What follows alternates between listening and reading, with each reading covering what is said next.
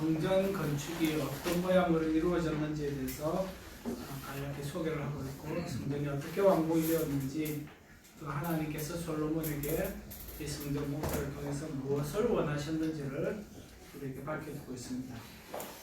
자, 과거에는 이 성전을 통해서 하나님을 만나는 그런 하나의 중앙 센터가 되었죠. 그래서 성전에 모여서 하나님을 예배하고 또 죄 사함의 은혜가 이 성전을 통해서 이루어졌습니다. 이스라엘 백성은 왜 성전을 세우게 됐습니까? 아니, 더 정확하게 얘기하면은 왜 하나님께서는 이스라엘 백성에게 그들의 삶 가운데 성막 혹은 성전을 세우게 하셨을까요?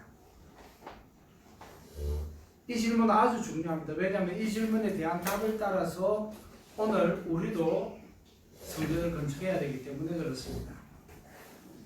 자, 한국에서는 이제 성전 건축이라 그러면은 예배당 건축을 얘기하는 것이 되잖아요.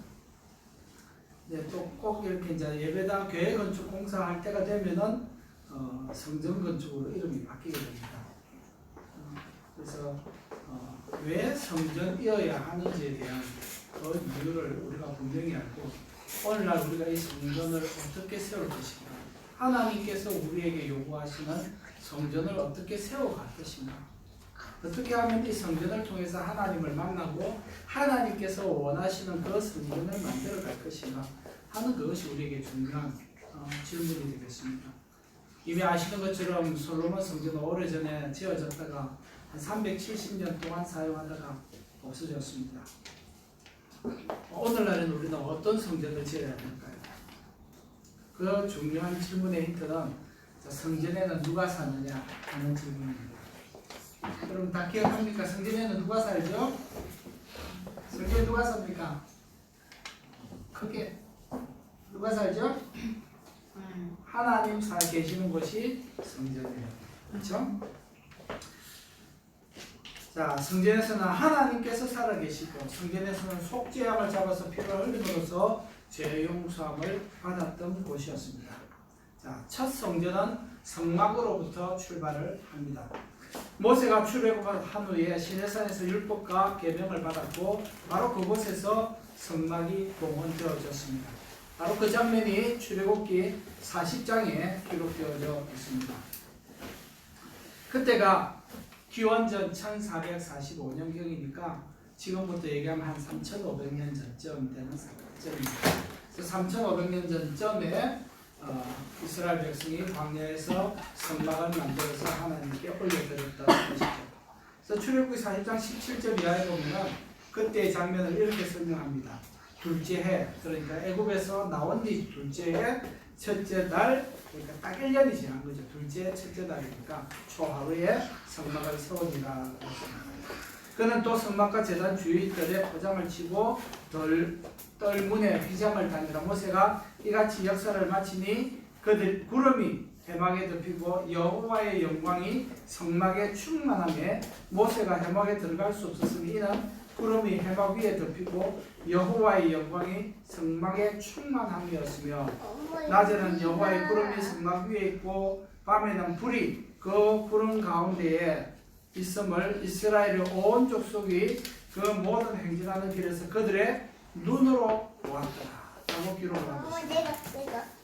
참 놀라운 장면입니다. 그러니까 광야에서 40년 동안 지냈던 사람들은 성막과 함께 하나님의 임재를 눈으로 확인할 수 있었던 것이죠.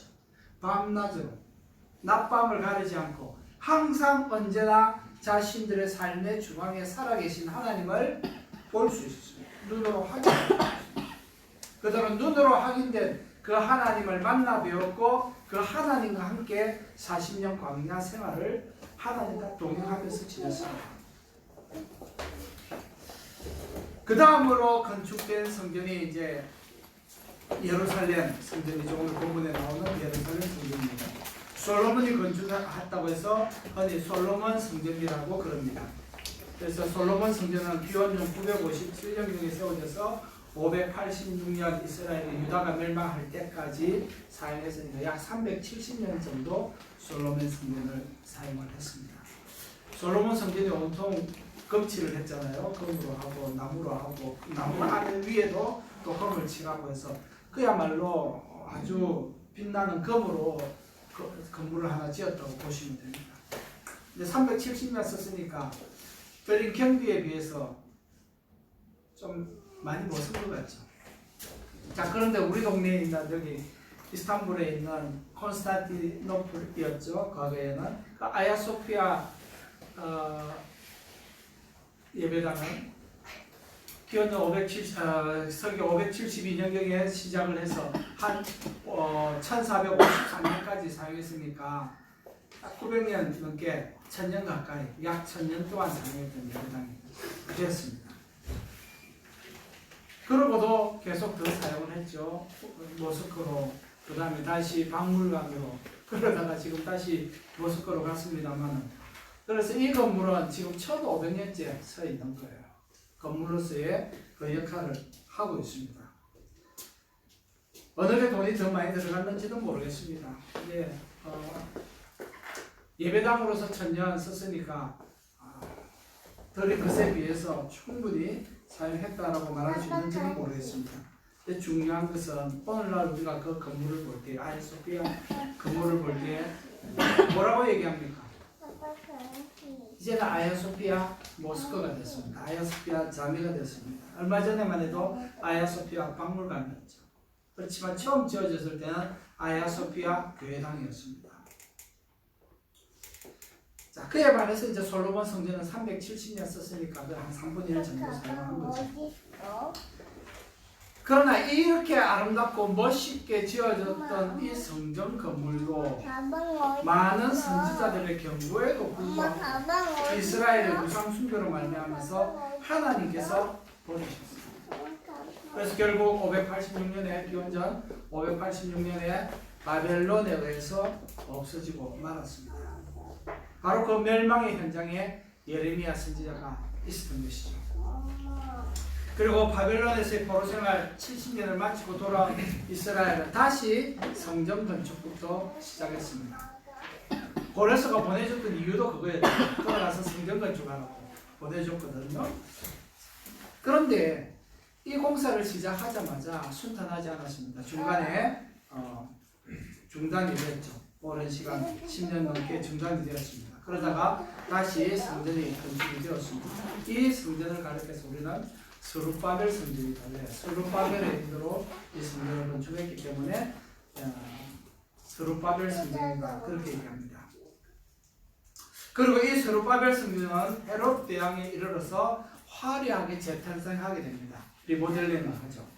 이것이 바로 헤롯 성전이라고 불리는 건물입니다. 이 성전이 바로 예수님께서 살아계셔서 계셨던 들어가시고 나오시고 출입하셨던 그 성전이 바로 이 헤롯 성전이죠. 그렇지만 이 성전도 서기 70년 로마의 디도 장군에 의해서 다시 파괴되고 말았습니다. 그래서 지금은 남아있는 게 성전벽 한쪽만 남아있죠. 그래서 그것을 우리가 통곡의 벽이다 라고 부르고 유대인들은 거기 가서 뭐합니까? 울며 불며 지금 기도하고 있습니다. 정말 그 기도들이 진심 어린 회개의 기도가 되어서 그들을 하나님께서 선택하신 목적대로 그 이스라엘 민족이 살았으면 좋겠습니다. 그 당시에 예수님께서 그 성전을 출입하시면서 이렇게 말씀하신 적이 있습니다. 요한복음 2장 19절에 보면은 예수께서 대답하여 이르시되 너희가 이 성전을 헐라 기적을 보여달라고 할 때 이 성전을 헐라 내가 사흘 동안에 일으키겠다 이 말씀을 하셨죠. 유대인들이 이르되 이 성전은 그 당시에 46년 동안에 지었고 여전히 짓고 있었습니다. 리모델링하고 있습니다. 내가 3일 동안에 일으키겠느냐 하라. 정말 황당하지 않습니까? 아니 40년 동안 6년 동안 지은 건물이 아니다라고 할지라도 이 성전 건물을 무너뜨리고 3일 만에 짓는다는 것은 황당무계한 얘기죠. 사람들은 이해하지 못했습니다. 예수님의 제자들도 이해하지 못했습니다. 21절에 2장 21절에 요한복음 뭐라고 말씀하시냐 하니까 예수는 성전된 자기 육체를 가리켜 말씀하신 것이다 라고 성경을 기록하고 있습니다. 뭔 얘기냐 하니까 성전에는 누가 산다고요? 한이야, 성전에 누가 계시지? 누가 사는 것이야? 하나님 계신 것이 성전이다. 예수님은 하나님이시기 때문에 하나님께서 그 몸에 살아 계셨기 때문에 그 몸이 성전된 것은 너무나도 지극하고 당연한, 예수님 입장에서는 너무나도 지극하고 당연한 입장이었지만 건물로서의 성전을 바라보고 있던 사람들에게는 이게 무슨 말씀인지 이해가 될 수 없는 거죠. 분간이 안 되는 거죠. 그래서 그 당시는 그럴 수밖에 없었습니다. 예수님께서 아직까지 죽지 않으셨고 부활하지 않으셨기 때문에 이 성전의 의미가 무엇인지 제자들도 잘 몰랐습니다. 나중에야 제자들이 깨달았죠. 그러나 그 당시에는 아무도 이것을 깨닫는 사람이 없었습니다. 예수님의 몸이 바로 성전이었습니다. 왜? 예수님께서 하나님이셨기 때문에. 그리고 예수님의 부활과 성천 이후에는 이 땅에 성전이 어디 있습니까? 예수님께서 그 성전 아니다라고 말씀하시고, 결국 그 건물은 시간적으로 잠깐 후에 약 30년이 지난 다음에 디도에 의해서 없어져 버렸습니다. 그렇다면 이 땅에는 성전이 없습니까? 없어져 버렸습니다. 여러분들은 어떻게 생각하세요?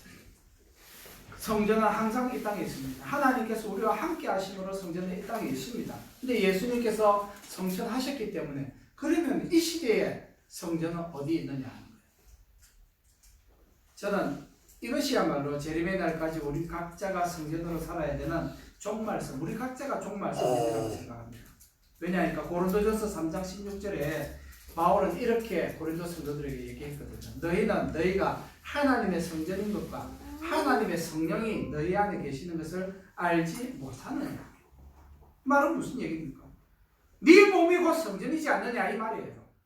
네 몸이 곧 성전이니까 네 몸을 성전처럼 관리하라는 거예요. 제가 몇 년 전에 이란 사람들을 하고 이란 사람들에게 이 사역을 할 때에 그런 얘기를 했습니다. 참 이란 사람들이 아주 열정적이고 열심히 있고 상당히 똑똑하고 관심이 많고 또 관심 가진 부분에 대해서는 뭔가 해보려고 하는 그런 의지들도 있었습니다. 근데 많은 사람들이 이제 담배를 피우는데 뭐 담배뿐만 아니라 다른 나쁜 습관들도 많이 있죠. 그래서 제가 그런 얘기를 예로 한번 들었어요. 너희들 모스크에 가서 담배 피우냐? 모스크안에서 술 마시냐? 절대 그럴 수 없다 그러죠. 터키에서도 보면은 우리 건물을 새로 비워서 교회로 모이잖아요. 근데 예배 드릴 때 교회당 건물 안에서 예배 아니라도 교회당 건물 안에서 그 건물 안에서 다이리 안에서 담배를 마시거나 술을 마시는 사람 아무도 없습니다. 근데 예배 딱 마치고 어디 가서 다 담배 피우는 발코니 있거든요. 엄마 물 마실래. 그래서 제가 그런 얘기를 했습니다. 너희는 이 건물도 거룩하다고 생각하기 때문에 이 안에서 술도 안 먹고 담배도 안 피우고 이것을 깨끗하게 관리하고 거룩하다라고 얘기하는 거예요. 지금 성전이 어디 있느냐? 이 건물이 성전이냐? 그래서 우리가 이 건물을 가리켜서 성전이라고 하지 않고 교회당 혹은 예배당이라고 말하는 것에 우리는 특별히 주목해야 합니다. 우리 이곳에서 예배를 드리는 거예요. 그렇지만 우리는 이곳에 예배 드리는 하나님의 성도들, 그리고 이 예배 가운데 임하시는 하나님께서 계시기 때문에 우리는 이곳을 거룩하고 깨끗하게 관리합니다. 그러나 우리가 떠나면 이 건물이 어떻게 되겠습니까? 우리가 이곳을 예배당으로 쓰기 전에는 여기는 창고였습니다. 우리가 떠나면 이곳은 어떻게 될까요? 다시 창고가 될지 뭐가 될지 모르겠습니다. 중요한 것은 왜 우리가 이곳에 예배하는 동안에 우리가 이것을 관리합니까? 예배당으로 사용하기 때문에. 하나님께 예배 드리는 성도들이 여기 있습니다. 하나님께서 우리와 함께 여기 계십니다. 그런데 하나님께서 여기만 계시냐? 예배 드릴 때만 우리 가운데 여기 계시냐? 하나님은 누구와 함께 동행하세요? 우리는 누구와 함께 동행하기를 원합니까? 많은 성도들이 건물 성전, 건물 예배당과 동행하기를 원합니다. 그곳에 가면 갑자기 거룩해지고 정숙해지고 영적으로 되고 막 찬양하고 기도하고, 물론 그 공간에 하나님께서 은혜를 주셨기 때문에 그런 분위기가 있습니다. 근데 교회 밖에 나가면은 그건 이제 더 이상 성전이 아닌 거죠.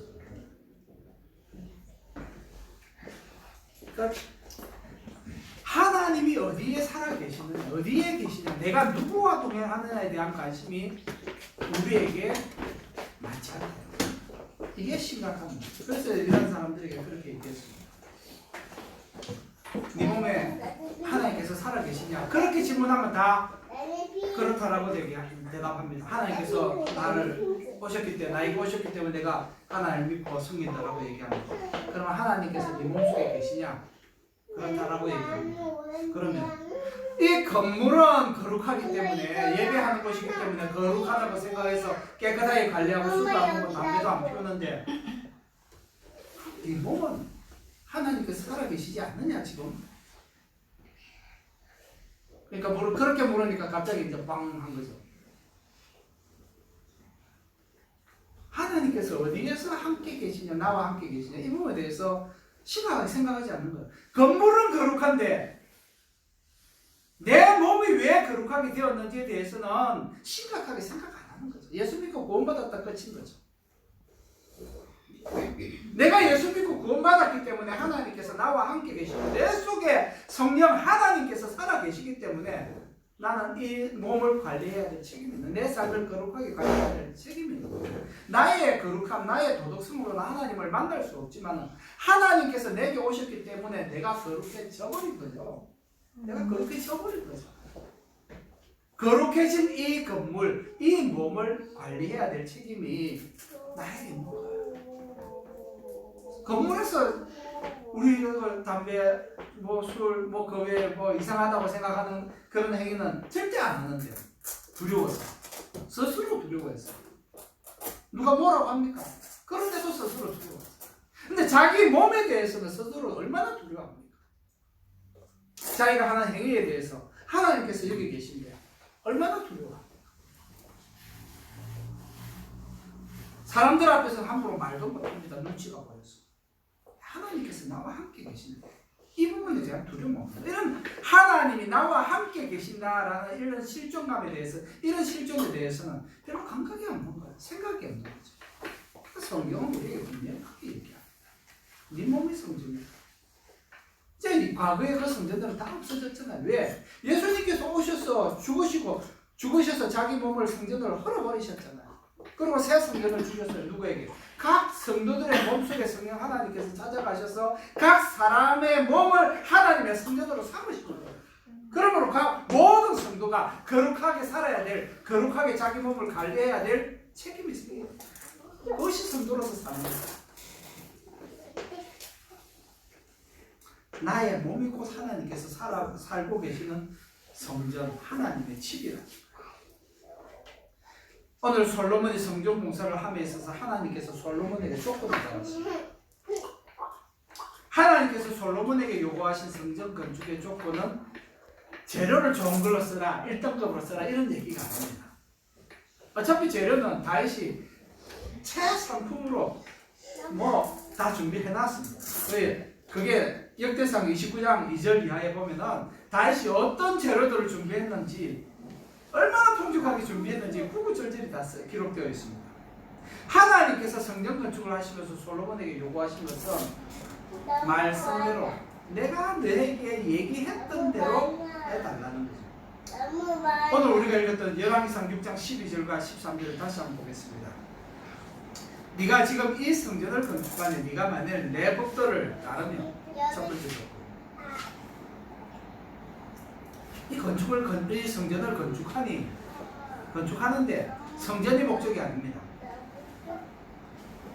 네가 만일 내 법도를 따르며 내 율례를 행하며 내 모든 계명을 지켜 그대로 행하면, 하나님의 요구 조건은 뭐냐? 법도, 율례, 계명 이런 단어를 사용했지만 뭐예요?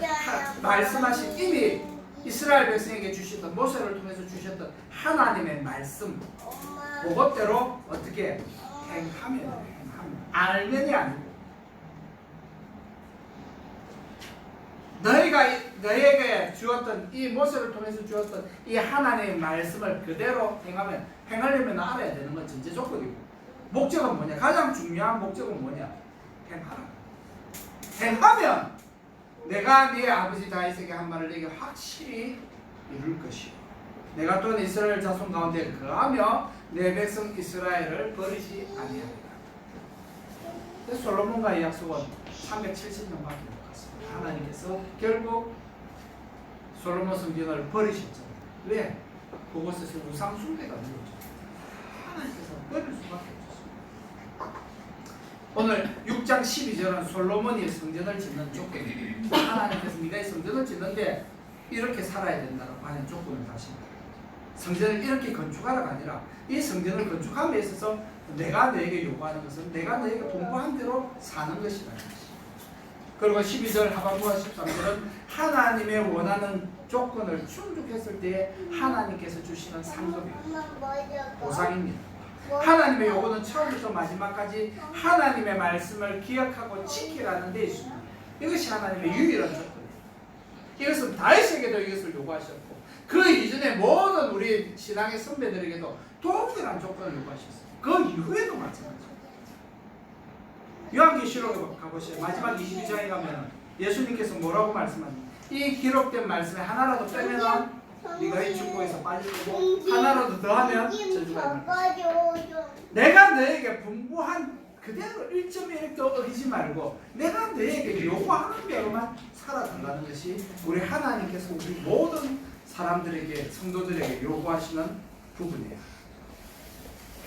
그리하면 하나님께서 약속한 것을 확실하게 우리가 받을 수 있게 됩니다. 하나님께서 다윗에게 약속한 것은 사무엘하 7장을 읽어보시면 알 수가 있습니다. 그 부분은 단지 솔로몬에게만 한 얘기가 아니었기 때문에, 다윗에게만 한 얘기가 아니었기 때문에 우리가 다시 살펴볼 필요가 있습니다.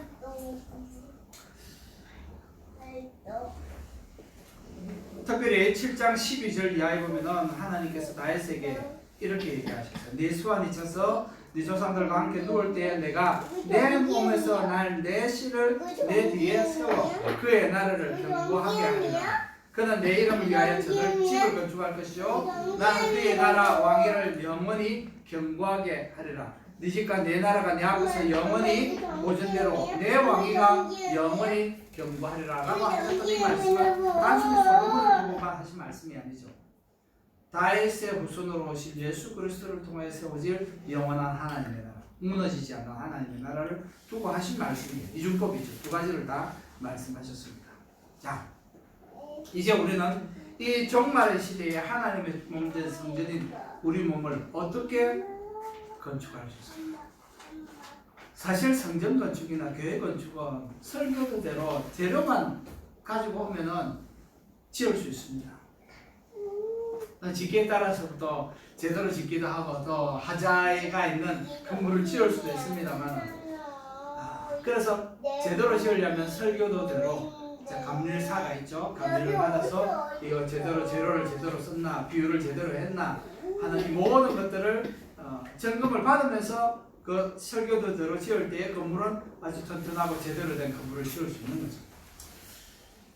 자, 그런 성전 건물은 눈에 보이는 거니까 잘됐다 잘못됐다 눈에 보이잖아요. 설교도가 있으니까 이 설교도로 됐나 안 됐나 점검할 수 있습니다. 근데 성전인 우리 몸을 어떻게 거룩하게 구별할 수 있을까? 내 몸이 성전인데 내 몸을 하나님의 성전으로 지어감에 있어서 나는 어떻게 성전을 지어가야 되겠습니까? 설교도가 없잖아요. 내 몸 설교도 있나요? 거룩한 성전으로 내 몸을 만들어가는 설교도가 여러분에게 있습니까? 손에 있습니까? 눈에 보입니까? 난감하죠? 안 난감해? 관심 없어? 이거 내 목이야? 이거 내 목이야? 성전인 우리 몸을 어떻게 거룩하게 구별할 수 있을까? 이거 옷이야? 성전인, 그 말은 성전인 우리 몸을 어떻게 하나님께서 원하시는 성전으로 치어갈 수 있을까요? 라는 말입니다. 근데 사실 여기서 솔로몬 시대나 지금이나 그 기준이 동일합니다. 다르지 않습니다. 옷이 뭐야? 하나님께서 솔로몬에게 요구하신 것처럼 하나님의 법도를 따르며 율례를 행하며 모든 계명을 지켜 그대로 행하면 됩니다. 그래서 하나님께서 우리에게 요구하시는 설계도는 성경에 다 기록되어 있습니다. 내가 어떻게 살아야 될지에 대해서 성경에서 다 기록하고 있습니다. 특별히 우리가 읽은 십계명을부터 시작해가지고 하나님께서 우리에게, 예수님께서도 우리에게 주셨던 그 모든 말씀들을 요약해 볼 수 있죠. 그러니까 가장 중요한 것이 저는 창세기 1장 28절과 마태복음 28장 18절에서 20절의 말씀을 하고 있습니다. 그 두 가지가 서로 일맥상통하는 것입니다. 바로 그것을 목적으로 해서 우리의 삶을 살아가기에 하나님께서 우리에게 요구하시는 각자에게 주어진 성전의 모양을 세워가는 것이 아닐까 생각을 합니다. 과거 다윗에게는 오실 그리스도에 대한 영원한 나라와 그리스도의 왕권에 대해서 언급했습니다. 그럼 지금 우리가 하나님의 성전된 몸을 잘 지켜 거룩한 생활을 한다면 그 사람에게는 하나님께서 말씀이 무엇을 약속하고 있습니까? 그 약속에 대해서 요한계시록 21장에 보면은 3절 이하에 하나님께서 이렇게 말씀합니다. 내가 들으니 보좌에서 큰 음성이 나서 이르되 보라 하나님의 장막이 사람들과 함께 있으며 하나님이 그들과 함께 계시느니 그들은 하나님의 백성이 되고 하나님은 친히 그들과 함께 계셔서 너가 다음 그림 보여줘도 될 것 같아요. 모든 눈물을 그 눈에서 닦아주시니 다시는 사망이 없고 애통하는 것이나 곡하는 것이나 아픈 것이 다시 있지 아니하리니 처음 것들이 다 지나갔습니다. 또 내게 말씀하시되 이루었도다 나는 알파와 오메가여 처음과 마지막이라 내가 생명수 생물을 목마른 자에게 값으시 주리니 이기는 자는 이것들을 상속으로 받으리라. 나는 그의 하나님이 되고 그는 내 아들이 되리라. 그래서 제가 성경을 몇 번 쭉 읽어봐도 하나님의 소원은 한 가지. 나는 너희의 하나님이 되고 너희는 내 백성이 되리라. 그런 관계로 영원히 사는 거예요. 요한계시록 21장에 영원한 나라에 대해서 그 모습을 보여주고 있지 않습니까? 이렇게 사는 거예요. 이것이 하나님의 소원입니다. 이것을 위해서 오늘 우리가 이 시대를 사는 거예요.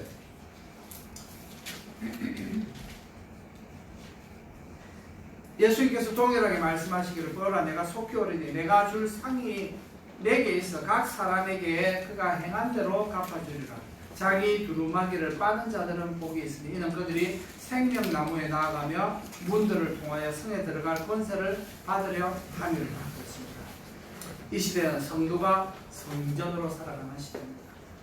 예전에는 성전을 방문해서 그곳에서 하나님을 만났습니다. 그러나 이 시대는 성령 하나님의 시대입니다. 내 몸이 성전의 시대입니다. 내 몸속에서 거룩한 역사가 일어나야 됩니다. 나를 통해서 하나님의 역사가 일어나야 됩니다.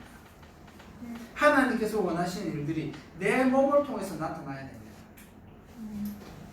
예루살렘 성전에 온갖 우상들을 가져다 놓고 섬기면서 하나님의 백성을 운운하는 이스라엘 백성들을 기억하시기 바랍니다.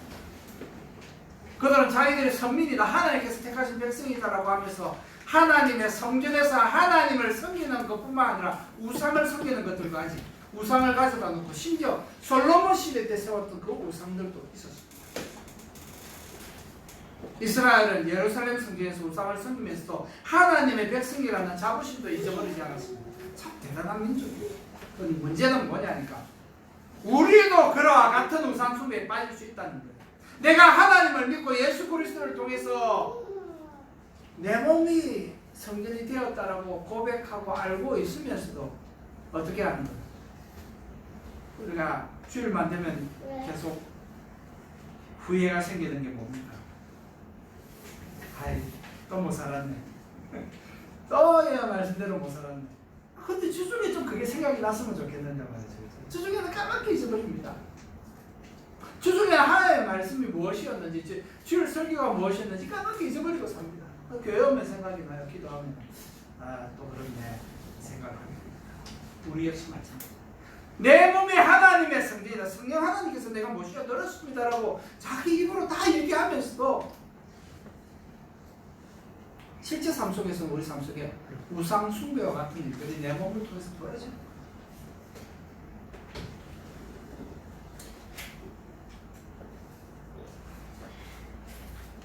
저는 이스탄불 메트로폴 선교교회를 사랑합니다. 저는 이 교회를 통해서 하나님의 나라를 섬기고 있습니다. 하지만 이 말이 우리 교회만이 하나님 나라의 교회라는 뜻은 아니죠. 하나님께서 우리가 속해 있는 이곳에서 나를 통해서 일하시는 것을 우리가 믿습니다. 섬겨야 됩니다. 그렇지만 우리 교회에서만 하나님의 역사가 일어나는 것은 아닙니다. 여러분 각자의 문제죠. 역설적으로 우리 각자가 다 하나님의 성전으로서 하나님 모시고 살고 있는 성전으로서 우리 각자가 다 평소의 일상적인 삶 속에서 하나님의 역사와 거룩함이 나타나 보여져야 된다는 것입니다. 우리는 그리스도가 교회를 위하여 자기 몸을 주신 것처럼 우리 자신과 우리 이웃들을 향해서 그렇게 내 몸이 어떻게 거룩한 몸이 되었는지, 내가 어떻게 내 몸을 거룩하게 관리하고 있는지가 보여져야 된다고 생각합니다.